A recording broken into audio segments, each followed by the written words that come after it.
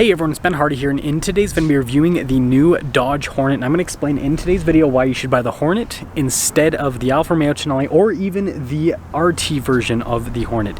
Before we get into this video though, I want to give a huge shout out and thank you to the Dodge Ram Jeep Chrysler here in Provo, Utah for giving me some time with this Hornet. This particular one is available for sale for the time being, so if you're interested, I'll include a link to their website in the description down below. And then on a side note, if you want to save time and money the next time you purchase a car, link to my car buying guide in the description down below. Let's get into it.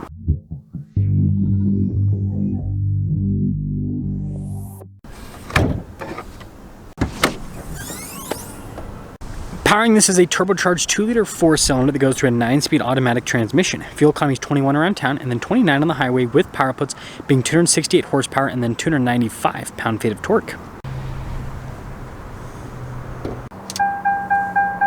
Now, before we go over the front end, I do want to mention, if you want to see more videos just like this, then I recommend you subscribe because I post content every single day. So starting with the hood, you guys can see the vents there on either side. Definitely a cool look, and this blue really pops on the Hornet. Now, popping down below, we've got these really cool daytime running lights and then LED headlamps, and then you guys can see the Dodge logo there in the center. Notice how like all of the grille material has been blacked out with this package to give it a sportier appearance. And when you put it all together, the blue and the blacked out accenting just looks really cool.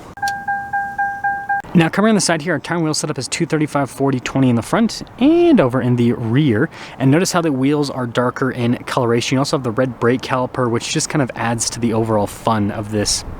Now, I do have unpainted fender flares here with the GT package. Got your Hornet badge there on the side. But then notice that the window trim is all blacked out and the door handles, mirrors, body painted. And so when you put it all together, the Hornet has just this really cool side profile. It's a very sporty looking crossover. So here's a quick look at our key fob. We have our unlock function or lock function, the opening here for the hatch, remote start, and then the Dodge logo there on the back. Now, the hatch itself is hydraulic, so you do have to open it up yourself. We do have a cargo cover built in from the factory. Got a 12 volt here in the back as well. And when it comes to cargo space, again, this is a smaller crossover, but it's still pretty dang practical back here.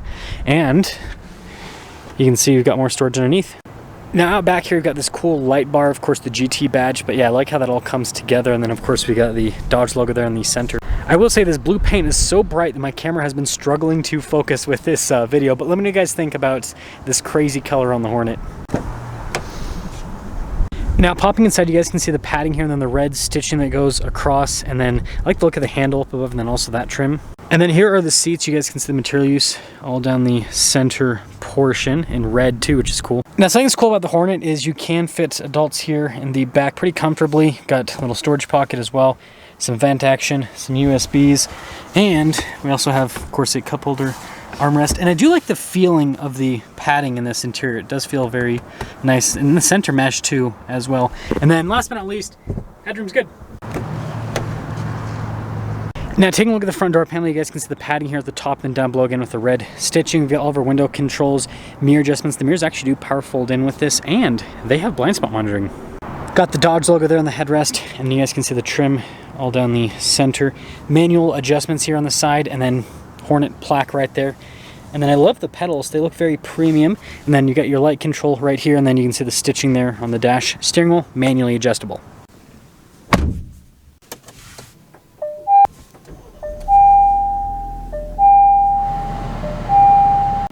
Taking a look at the steering wheel, we've got really nice material use all around, and then notice how it's perforated where you're going to set your thumb so you get a good grip there. And then we do have a bunch of practical controls on the front, like your volume controls, your phone controls. We've got adaptive cruise control, sport mode button right there as well. So we've got this full digital gauge cluster here in the center, and there's a little button that you can press on the end of a stalk, and that actually changes the whole like look of the gauge cluster. I think that kind of just adds to the flair. And then when you do press the sport mode button, it'll also change the look of the gauge cluster as well. And by the way, that button to change the gauge cluster view is on that little stalk right there on the right side. Now, in reverse, we do have a backup camera with trajectory lines that turn with the steering wheel. We also have parking sensors as well. Now, as for the rest of the infotainment system, first off, response time with the screen is pretty good. It does take a second for some of the pages, though, to load up. Dual zone climate, you have heated seats and a heated steering wheel in this as well.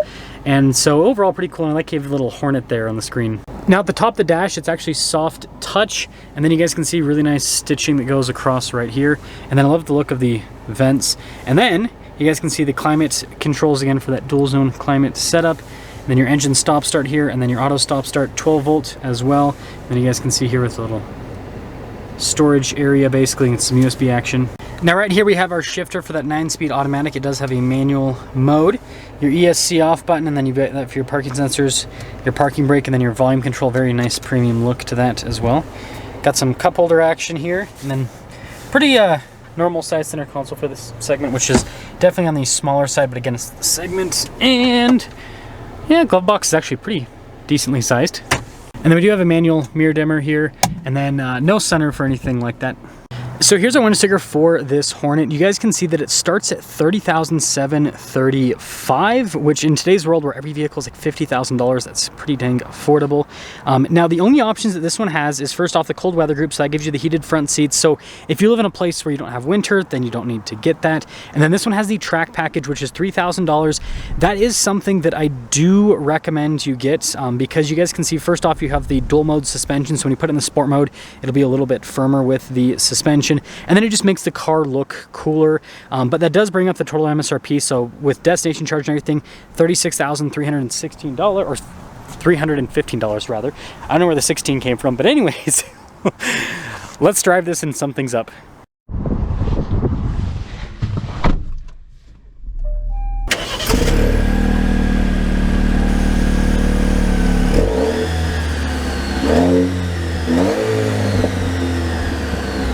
Well, let's talk about visibility before we set off. Here's your visibility of the hood, both the mirrors, which again do have blind spot monitoring throughout the rest of the rear, and Dodge Hornet away. So I wanted to do another review on a Hornet because first off, this Hornet has slightly fewer options than the first Hornet that I reviewed. So this is a more affordable Hornet, and I just kind of wanted to see what that actually meant in real life.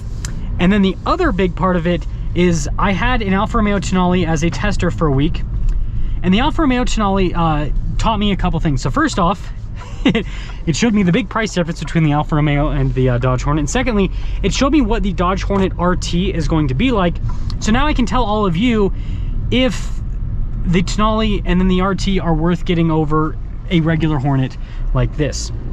So first off, this regular Hornet, when it comes to seat comfort, I do think these seats are actually pretty comfortable. They are on the firmer side of things, and they are a little, they're not like super tight, but they are a little bit tighter. So like, you can tell these seats are kind of made for slightly slimmer individuals. But I weigh over 200 pounds now, powerlifting, it's been working out. and I still fit in these seats comfortably, so that is going well. And then the next thing is this powertrain. It's really responsive. The 9-speed is also really solid as well. The 6-speed that you have in the hybrid, I think that's a good engine, good transmission.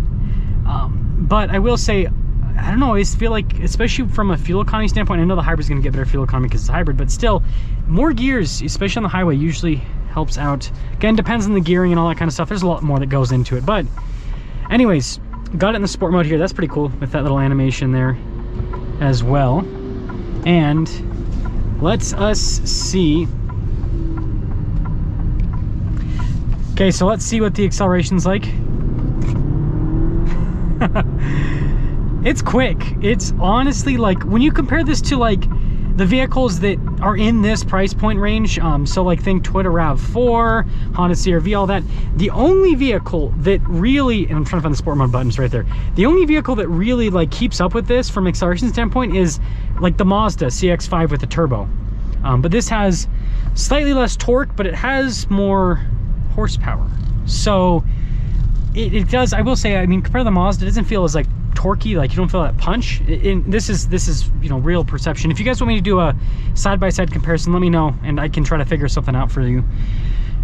Anyways, yeah, it does feel a little bit quicker. But to pull everything together with this video, I think this is the Dodge Hornet to get. It has fewer electronics compared to what you're gonna have in the RT or in the Tonale, because, you know, this is more of like a quote-unquote baseline package. Less things to break, right? That's the thing. Modern cars have so many electronics. The fewer electronics you have, the fewer, like for example, manual seat. You're never gonna have to worry about that thing, you know, not working. Just kind of like a random thing. So there's that part of it. And honestly, the hybrid doesn't really feel that much faster than this. It is slightly, but it's not that perceivable. The hybrid part of it is cool, like being able to charge up and all that kind of stuff. So I do like that aspect, but I think the hybrid Hornet is, you know, the RT is gonna be like $10,000 more than this.